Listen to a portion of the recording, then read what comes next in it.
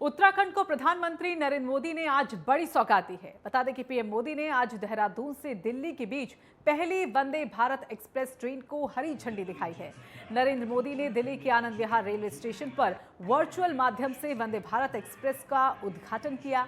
इस मौके पर देहरादून में मुख्यमंत्री पुष्कर सिंह धामी रेलवे स्टेशन पर मौजूद रहे।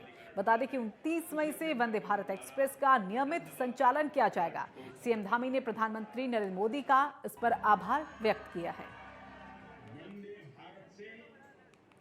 तो वंदे भारत एक्सप्रेस को हरी झंडी दिखाई गई। इससे पहले इसका ट्रायल भी किया गया और सकुशल पूरा ये ट्रायल होने के बाद ही इसका जो शुभारंभ है, उद्घाटन जो है वो आज प्रधानमंत्री मोदी ने वीडियो कॉन्फ्रेंसिंग के जरिए हरी झंडी दिखाकर शुभारंभ किया। और ऐसे में 29 मई से अब नियमित रूप से ये जो ट्रेन है वंदे भारत एक्सप्रेस जो है वो अब चलना शुरू हो जाएगी। बता दें कि 4 घंटे 45 मिनट दिल्ली से देहरादून का ये सफर जो अब बेहद ही कम समय में यहाँ पर हो गया है। तो बहुत समय से एक ज़रूरत को महसूस किया जा रहा था दिल्ली से देहरादून की जल्दी से जल्दी कनेक्टिविटी को लेकर, और कहीं ना कहीं वंदे भारत एक्सप्रेस वो उम्मीद जो देहरादून और दिल्ली के लोगों को पूरा करती है।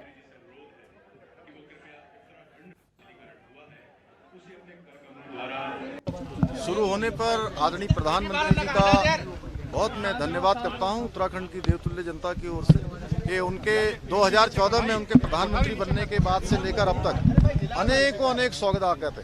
अभी उन्होंने अपने संबोधन में 9 रत्न जो उत्तराखंड को प्राप्त हुए हैं उन सभी के बारे में विशेष रूप से उन्होंने हम सबको बताया।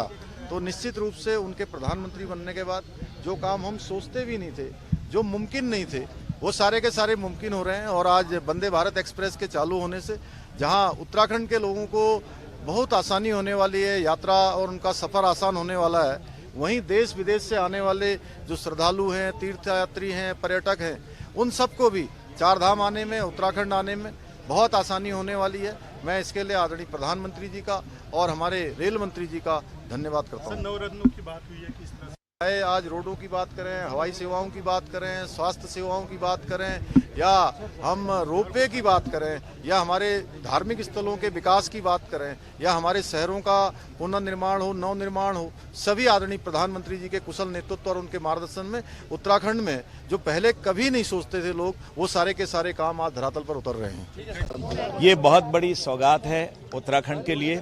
जहां देश की अन्य जगहों से, अन्य राजधानियों से ये ट्रेन लगी है, उत्तराखंड को भी बहुत बड़ी आज अहमियत मिली है और एक नया इतिहास माननीय मोदी जी ने लिख दिया है।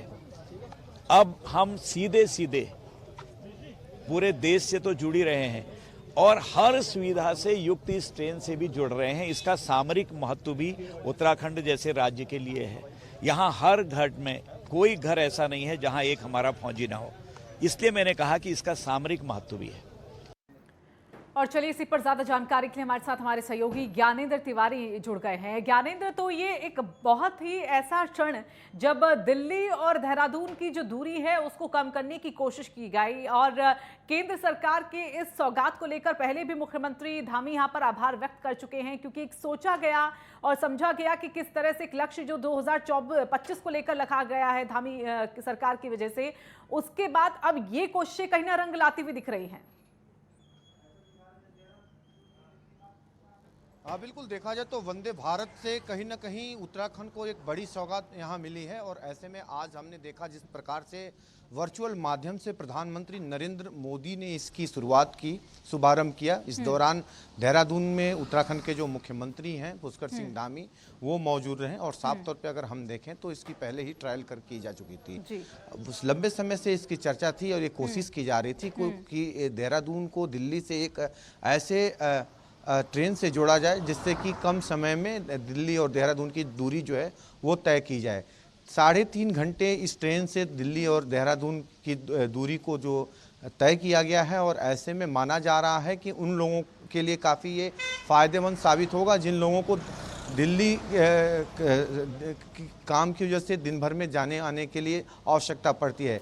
ऐसे में उन लोगों के लिए ये काफ़ी फ़ायदेमंद होगा। देहरादून के अलावा अगर हम देखें तो हरिद्वार, ऋषिकेश और तमाम आसपास के जो क्षेत्र हैं वहाँ से के जो लोग हैं उनको सीधा इसका फ़ायदा यहाँ मिलता हुआ नज़र आएगा। और ऐसे में लंबे समय से इसमें काम चल रहा था अगर हम देखें तो देश के अंदर अत्याधुनिक जो ट्रेनें हैं उनको लाने की जो कोशिश है केंद्र सरकार की रही है। ऐसे में प्रधानमंत्री मोदी समय समय पे इसकी चर्चाएं करते रहे हैं। रेल मंत्री जिस प्रकार से कल शामी यहाँ पहुंच चुके थे, जो केंद्रीय रेल मंत्री हैं, और ऐसे में ये कोशिश की जा रही थी लंबे समय से कि देहरादून उत्तराखंड को अत्याधुनिक जो ट्रेन है वो उपलब्ध कराई जाए। इसके अलावा अगर हम देखें तो ये कोशिश है केंद्र सरकार की कि उत्तराखंड के अंदर जो पहाड़ों तक रेल पहुंचाने की, यही वजह है कि ऋषिकेश कर्णप्रयाग जो रेल मार्ग है उसे बनाने का काम किया जा रहा है। और बिल्कुल, तो ज्ञानेंद्र हमारे साथ हमारे सहयोगी जुड़े हुए थे जो जानकारी दे रहे थे कि कितना अहम फैसला और धीरे धीरे करके जिस तरह के प्रयास किए जा रहे हैं कि रेल कनेक्टिविटी से पहाड़ों को जोड़ा जाए और जो यात्रा है उसको सुरक्षित और सुगम यहाँ पर बनाने की कोशिश की जाए। ज्ञानेंद्र, ये कोशिश तो यहाँ पर रंग लाती हुई दिख रही है, लेकिन यहाँ पर देखा जाए तो विपक्ष जो है वो भी काफी विरोध कर रहा है। उसका कहना है कि इस फैसले का और ये जो वंदे भारत एक्सप्रेस आ रही है इसका स्वागत तो करते हैं, लेकिन बहुत वक्त लग गया सरकार को ये कोशिश को लाने में और इस चीज को बैठाने में कि विकास किया जाए उत्तराखंड का और उसको कनेक्टिविटी यहां पर एक दी जाए। बिल्कुल, देखा जाए तो लंबा वक्त लगा है। जिस प्रकार से इस पे काम चल रहा था, लंबे समय से इसकी मांग भी की जा रही थी। समय समय पे अगर हम देखें तो राज्य की तरफ से केंद्र को प्रस्ताव भी भेजे गए थे, इसकी डिमांड की जा रही थी, लेकिन एक लंबा वक्त जरूर लगा है। लेकिन अब जिस प्रकार से ये कहीं ना कहीं वंदे भारत जो एक स्पेशल ट्रेन है वो उत्तराखंड को मिली है, तो इसका जो फायदा है वो यहाँ मिलता हुआ नजर आएगा।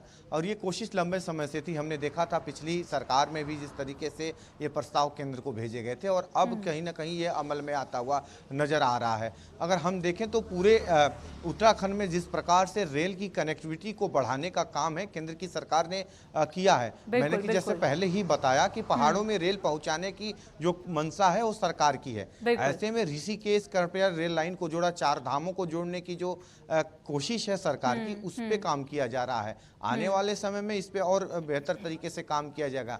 इसके अलावा अगर हम देखें तो चक्राता ट्यूडी को देहरादून से और सहारनपुर से जोड़ने के लिए पहले ही भी सर्वे हो चुके हैं, और इस पे भी काम करने को लेकर लगातार जो प्रस्ताव है वो केंद्र को भेजे जाते हैं उत्तराखंड शासन के माध्यम से। तो आने वाले समय में राज्य के कई ऐसे स्थान हैं जिनको रेल की कनेक्टिविटी से जोड़ी जाएगी, और कई सारे ऐसे स्पेशल ट्रेन चलेंगे जिसका सीधा जो फायदा है राज्य के नागरिकों को होगा, और दूसरी तरफ चार धाम आने वाले लोगों को भी होने वाला है। क्योंकि पहाड़ों में रेल की कनेक्टिविटी बढ़ाने पे राज्य सरकार काम कर रही है, और उसी के अनुरूप केंद्र से कहीं ना कहीं ये ऐसे जो प्रस्तावों पे मोहर लगते हुए नजर भी आ रहे हैं। जी, लेकिन अभी हम क्या कहें, जो चुनौती है वो इस वंदे भारत एक्सप्रेस को लेकर सामने आएगी, क्योंकि ट्रायल तो हमने देखा वो सकुशल हुआ, सफल हुआ यहाँ पर, लेकिन आने वाले वक्त में क्या इसको लेकर हमें ऐसी कुछ खबरें सामने आए कि बीच में क्या पता वो खराब हो गई या कुछ डैमेज यहाँ पर हुआ है इसको लेकर?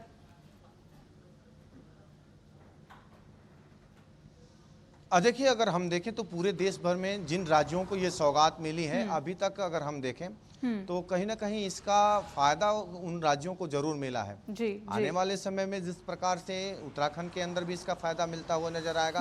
पहले जिस प्रकार से अगर हमने देखा, इसका ट्रायल भी किया गया था 2 दिन पहले, और ये कोशिश है केंद्र की सरकार की कि जो ट्रेन है देश के अंदर अत्याधुनिक जो ट्रेन है, स्पीड जो ट्रेनें हैं उनको उतारी जाए, उसी के अनुरूप जो इसे उतारा गया है।